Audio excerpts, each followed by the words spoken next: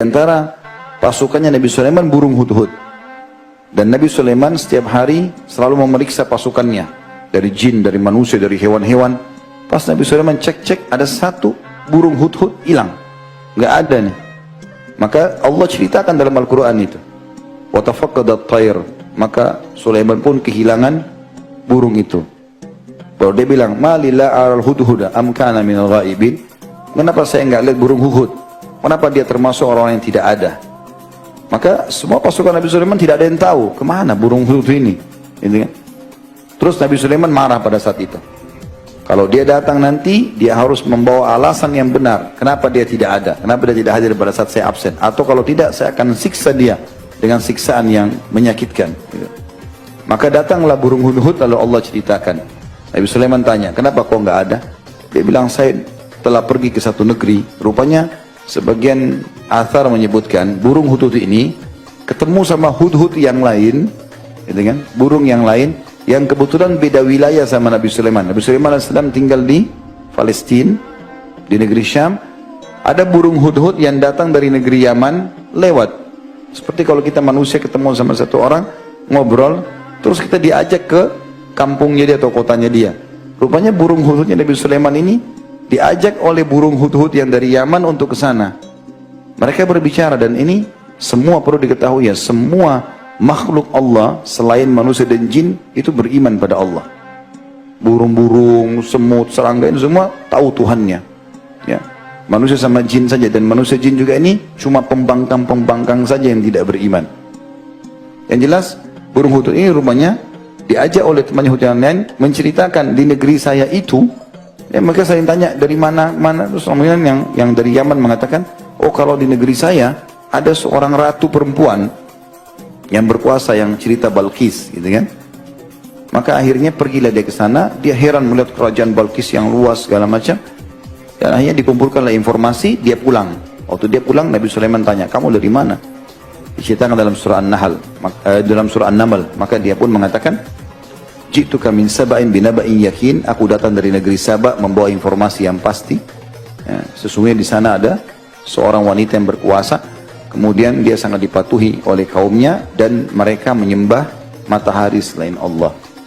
Maka Nabi Sulaiman pun mengatakan, kalau begitu saya akan pastikan informasi. Benar atau tidak nih apa yang kau bilang? Bawa suratku ini. Ya. Lempar surat itu ke ratu itu. Maka hudhud memegang surat tersebut lalu dibawa ke istananya Balkis. Isinya itu, Bismillahirrahmanirrahim, alla ta'alu alaihi wa'tuni muslimin. Hudhud lempar surat itu dari lubang tempat singgasananya Balkis, dilempar ke depan singgasana tersebut, lalu hudhud sembunyi mendengarkan apa yang diucapkan oleh Balkis sama orang sekitarnya. Balkis lihat surat itu mewah sekali, bagus, dari kulit hewan, terus dibuka tulisannya. Ya, sesungguhnya dari Sulaiman, inna min Sulaiman wa inna bismillahirrahmanirrahim. Isinya adalah dengan nama Allah yang Maha Pengasih lagi Maha Penyayang. Datanglah kepadaku, kata Sulaiman, ya, dalam keadaan patuh. Allah ta'alu alaihi wa'tuni muslimin. Janganlah kalian sombongkan diri terhadapku dan datang kepadaku dalam kondisi menyerah. Seperti itulah suratnya. Maka terjadilah kisah Balkis kemudian berdiskusi dengan orang-orang di sekitarnya. Berilah aku pendapat, ini ada surat yang agung jatuh padaku. Maksudnya karena mewahnya, surat itu bagus, kelihatan memang bukan dari orang sembarangan. Nabi Sulaiman AS siapkan kulit khusus dan surat khusus itu. Kemudian dia pun berkata, berikan pendapat. Rupanya para pengawal-pengawal Balkis tidak tahu Nabi Sulaiman AS, dan mereka itu kerajaan besar di negeri Sabak.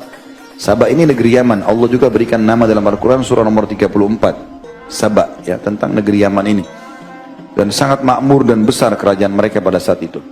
Maka para pengawalnya bilang, sesungguhnya keputusan di tangan Anda, dan Anda sudah tahu kami ini kekuatan yang sangat besar, tinggal perintah, suruh perang kami serang. Tapi Balkis berakal, kata ulama tafsir, dia berakal. Dia mengatakan, ketahuilah kalau raja-raja memasuki satu negeri, maka mereka akan membinasakan negeri itu. Ya. Innal muluka idza dakhalu qaryatan afsaduha wa ja'alu a'izzata ahliha adillah. Kadzalika yaf'alun. Jadi kalau raja-raja masuk ke satu negeri, pasti mereka akan menghancurkannya dan menjadikan orang yang mulia jadi rendah. Dan begitulah mereka lakukan. Wa inni mursilatun ilaihim bihadiyatin fanadratun bima yarji'ul mursalun.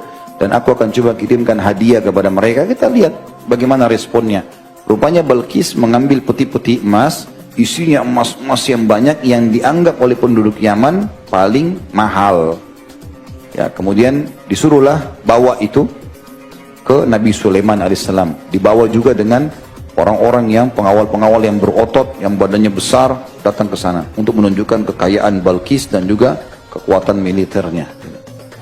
Pas tiba di Nabi Sulaiman alaihissalam, pengawal-pengawal Balqis langsung ciut, kaget melihat. Karena semua istana Sulaiman alaihissalam umumnya dari kaca. Ya. Dan Nabi Sulaiman alaihissalam orang yang tinggi, kekar, orangnya tampan, gitu kan, dan kerajaannya besar. Nabi Sulaiman sudah tahu ada utusan datang, disusun pasukan-pasukannya. Dari manusia, dari hewan-hewan, semuanya patuh pada Sulaiman alaihissalam. Maka pengawal Balqis faham kalau ini kerajaan yang sangat besar, bukan main-main, pasti kalah mereka. Dan begitu dibuka peti-peti emas, Nabi Sulaiman ketawa. Nabi Sulaiman alaihissalam mengatakan, atumiduna di bimal wa ma atani Allah khairan mimma atakum. Apakah kalian mau menggiurkan aku dengan harta ini? Apa yang Allah kasih lebih baik daripada apa yang kalian miliki?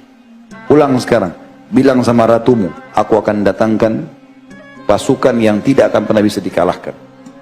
Kembalilah utusan ini, ceritakan sama Balqis, ini Sulaiman, raja yang kekar, besar, pasukannya manusia, jin, hewan-hewan, kita nggak bisa menang nih. Apa saran kalian? Sepakat, kita menyerah saja. Toh Sulaiman cuma minta kita beriman pada Tuhannya, tidak mau mengambil kerajaan kita. Maka Nabi Sulaiman bilang pada saat itu dengan para pengawalnya, siapa yang bisa mendatangkan singgasananya Balqis? Tapi dengan syarat, saya mau cepat. Ya.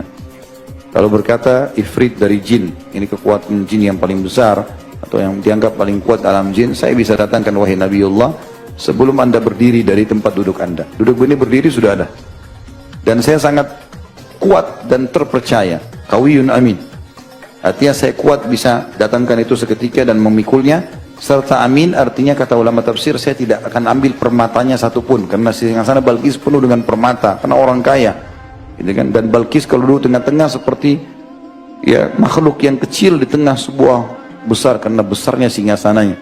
Biasanya kan raja singgasananya 2 kali 3 kali poster tubuh dia. Ini enggak, besar sekali sampai Balqis kalau duduk tengah-tengah sampai enggak kelihatan kecilnya. Maka dia bilang saya tidak akan curi apa-apa. Sulaiman bilang saya mau lebih cepat. Ya. Ada satu orang manusia dari keluarga Nabi Sulaiman alaihissalam yang menghafal kitab Zabur dan rutin berzikir kepada Allah SWT. Ibnu Katsir sebutkan jenis zikir yang disebutkan. Gitu kan? Tapi ini sebagian ulama mengatakan ini karamah yang Allah berikan khusus untuk orang itu.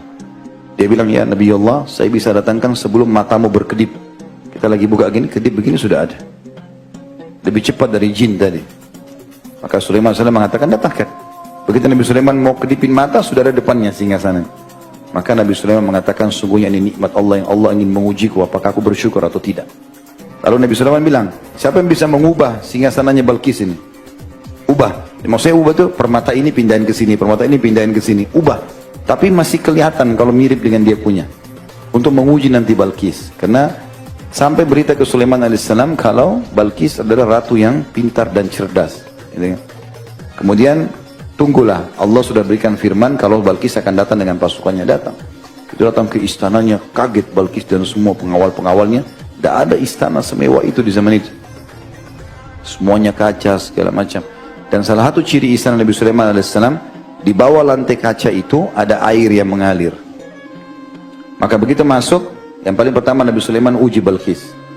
Apakah seperti ini singgasanamu? Maka Balqis mengatakan, Al-Quran juga membahasakan itu ka'annahu, seperti ini, tapi nggak tahu, saya ragu karena sudah sempat diubah. Tapi karena cerdasnya dia yakin juga bahwa ini singgasananya. Maka Sulaiman pun mengatakan, ini singgasanamu yang sudah dipindahkan oleh prajuritku. Kemudian Nabi Sulaiman AS menyuruh, karena ini Balqis ratu, dia biasa dengan gemilang kekayaan segala macam, harus ada hal yang membuat dia yakin. Dimasukkanlah dalam satu ruangan, semuanya kaca, di bawahnya air. Kemudian Balqis waktu mau lewat, dia pikir itu air, karena jernihnya kacanya sampai dia menyingkap bajunya, ya, bagian bawah. Allah mengatakan, wa kasyafat an saqaiha. Maka Balqis pun memperlihatkan betisnya, karena dia pikir itu adalah air. Maka setelah dia mau mengangkat begitu, Sulaiman mengatakan, sesungguhnya itu adalah kaca cermin yang telah dibuat. Setelah itu Balkis pun akhirnya patuh kepada Sulaiman, beriman karena keajaiban itu.